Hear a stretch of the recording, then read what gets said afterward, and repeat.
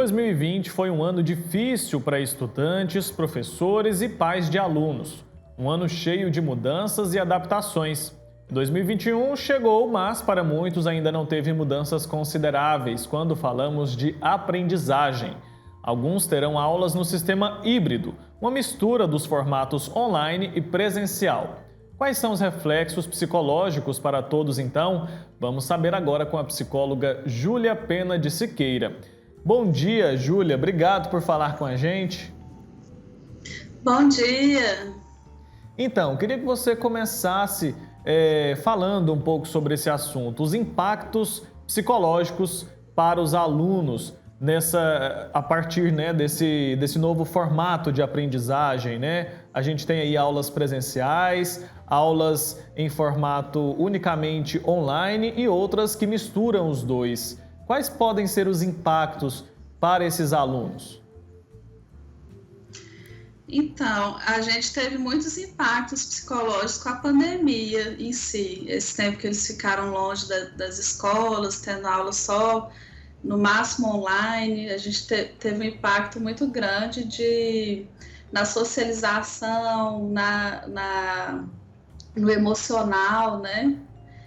E agora, retornando para a escola, a gente pode ter o impacto, por exemplo, de pessoas que tiveram algum distúrbio psicológico durante a pandemia, seja ansiedade, seja depressão, seja um estresse muito grande.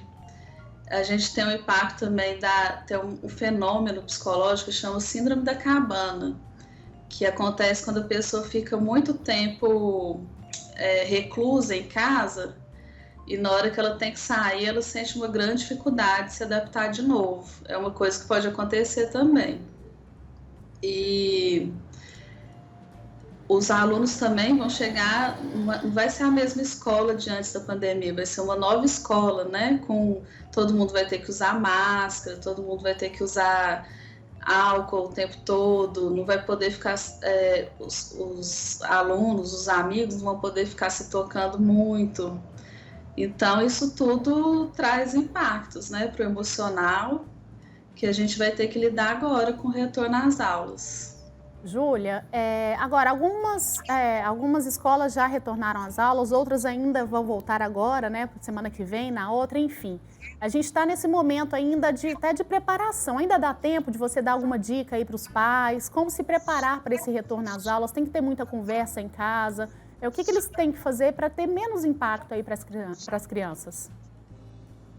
Isso, eu sugiro que os pais conversem com os filhos sobre esse retorno às aulas, conversem que vai ser uma nova escola que eles vão encontrar. Muitas escolas vão ter revezamento de alunos, eles não vão poder encontrar todos os colegas, né, na volta. Conversar sobre usar métodos de proteção para poder proteger a saúde da família. E conversar também sobre o que eles estão sentindo em relação ao retorno para as aulas. Se está tendo algum sentimento maior de ansiedade, de medo, de às vezes poder pegar coronavírus e passar para a família, se está tendo algum outro sentimento que esteja atrapalhando essa volta às aulas.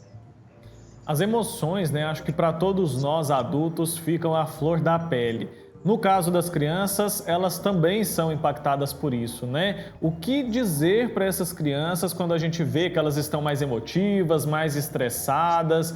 Como os pais podem proceder aí dentro de casa para que ele não leve e isso não prejudique ele na escola?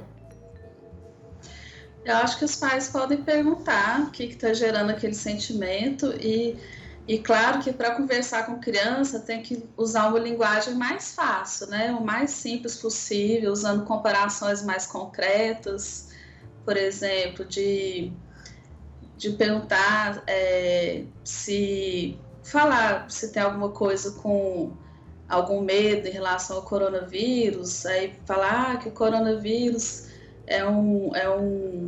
pode relacionar com um bichinho e ver o que a criança sente, ver o que ela sente em relação a encontrar com os colegas de novo. O máximo, a linguagem mais concreta possível seria o melhor para conversar com a criança. E aí, investigar o que está gerando aqueles sentimentos investigar se os pais podem ajudar com alguma coisa, por exemplo, se ela está muito insegura, falar, o papai e a mamãe vai com você, vai entrar na sala com você, te deixar lá, ver se tem como os pais terem alguma medida que vai melhorar esse sentimento. Se não tiver como, procurar uma ajuda profissional, com um psicólogo, e só quando tem algum transtorno, com um psiquiatra também. Ô, Júlia, e quais são os distúrbios emocionais aí mais comuns em crianças? Não só agora na pandemia, né? Mas eu acho que eles se agravaram, né? Multiplicaram na pandemia. Mas quais os mais comuns aí em crianças? Os mais comuns costumam ser TDAH, que é o transtorno de déficit de atenção e hiperatividade, ansiedade é mais comum. Tem aumentado muito o transtorno do espectro do autismo, mas os mais comuns seriam o transtorno de déficit de atenção e hiperatividade e ansiedade. E como é que a gente faz para detectar no caso da ansiedade, que eu acho que é mais comum? Tem uma idade que a criança fica mais propensa a desenvolver? O transtorno de ansiedade? Como detectar? Como é que você consegue ver ali que a criança está passando por esse problema? Tem alguns sinais que ela emite ali que o pai tem que ficar atento, Júlia? Tem. Mudanças de comportamento, se a criança costumava ser de um jeito e de repente ela muda. Se ela demonstra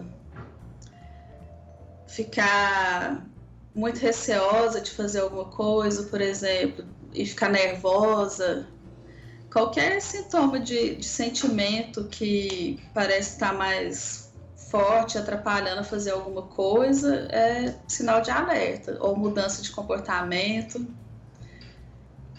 Certo. A criança ela costuma mostrar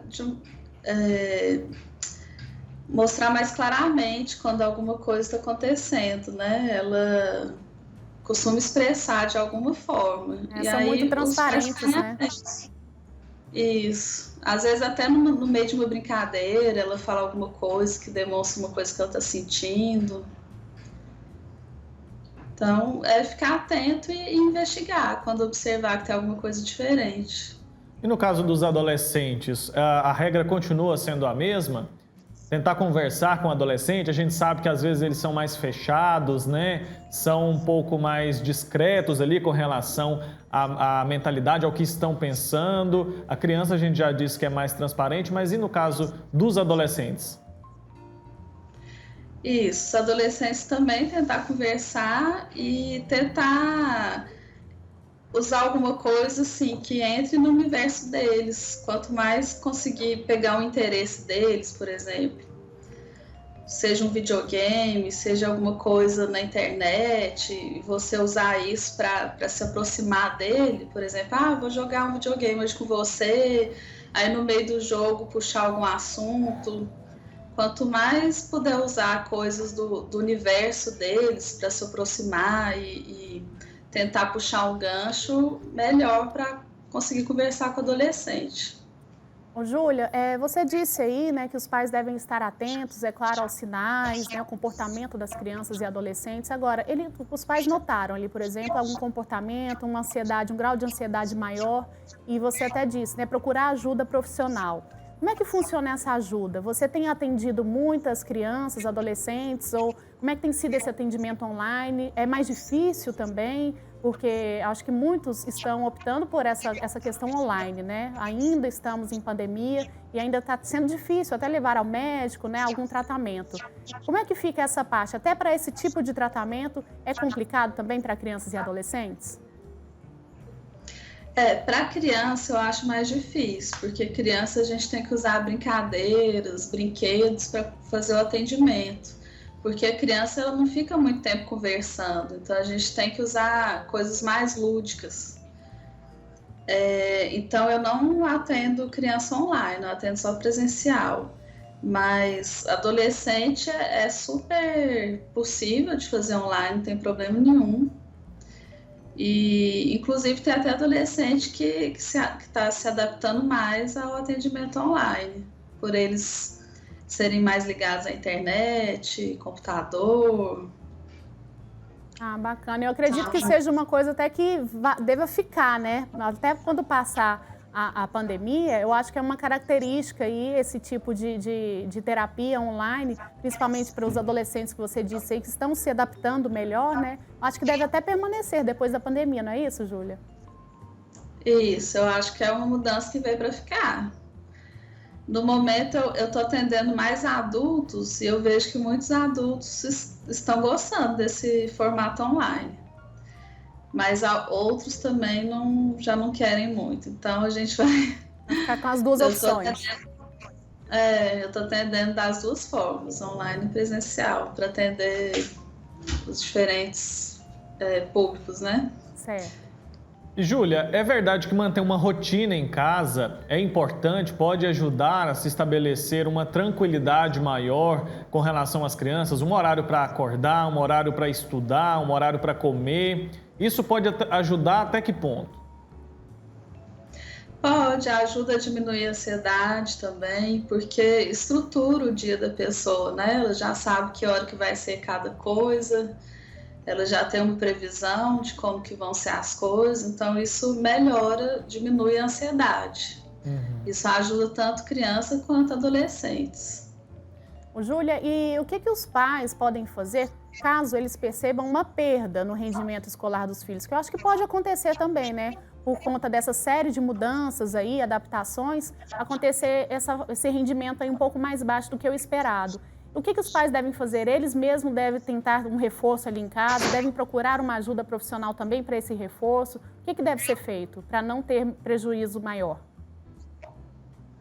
Eu acho que pode ser procurado um reforço, porque a gente tiveram pesquisas que mostraram que o ensino online não teve bons resultados. Tem uma pesquisa que chama Convide, que mostrou que 70% dos adolescentes falaram que aprenderam pouco durante o ensino somente online, durante a pandemia. Então, talvez precise de algum reforço. Eu até acho que a escola pode ajudar nisso, a própria escola pode organizar um reforço para os alunos. E se tiver alguma coisa emocional atrapalhando mais, procurar um psicólogo, que eu acho que vai ajudar muito. Seja sintoma de ansiedade, depressão, às vezes tem gente que perdeu uma pessoa querida, está passando por um luto. O psicólogo vai ajudar muito nesses casos. São todas situações que exigem um pouco mais de cuidado, né? E eu queria que você falasse um pouco mais sobre a sua rotina no consultório. Quais são os erros que você identifica mais que os pais cometem na lida dos filhos e ali na questão principalmente escolar? Os erros, você fala em relação às crianças ou adolescentes? As crianças que estão em idade escolar, né? Olha, assim, tem muita gente que não faz, por exemplo, em relação à aprendizagem, tem muita gente que não faz uma rotina de estudos, de ter um horário para estudar todo dia. Eu acho que isso é muito ruim para a aprendizagem. Agora, em relação a... me dá um exemplo de que você gostaria de saber, assim. Por exemplo, a mãe e o pai, eles vão te procurar no consultório e aí você procura, né, saber da rotina dessa família ali. E aí você identifica pontos que eles cometem erros ali durante o dia que estão atrapalhando o aprendizado dessas crianças que estão estudando no formato online, por exemplo. De repente deixar muito na TV ou muito no videogame, por exemplo, né, esse excesso de tecnologia... tem atrapalhado? Pode ser um desses erros aí que os pais cometem? Deixar demais? Isso, não deixar muito livre os horários, não ter os horários certos para fazer as coisas, né? Como eu falei do horário de estudos. Outra coisa também, monitorar o que o filho está fazendo na escola, perguntar se teve tarefa, se ele fez...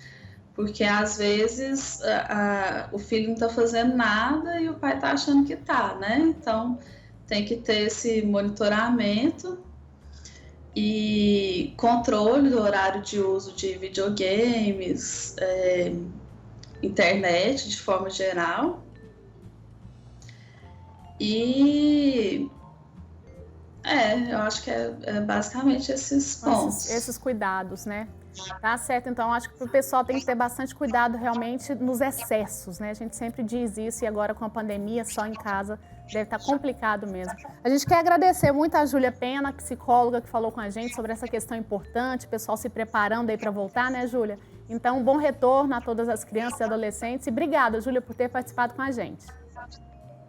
De nada, eu desejo um excelente retorno para as nossas crianças e adolescentes, que todo mundo tome os cuidados necessários, que eu acho que vai dar tudo certo. Vai sim. Muito obrigada, Júlia.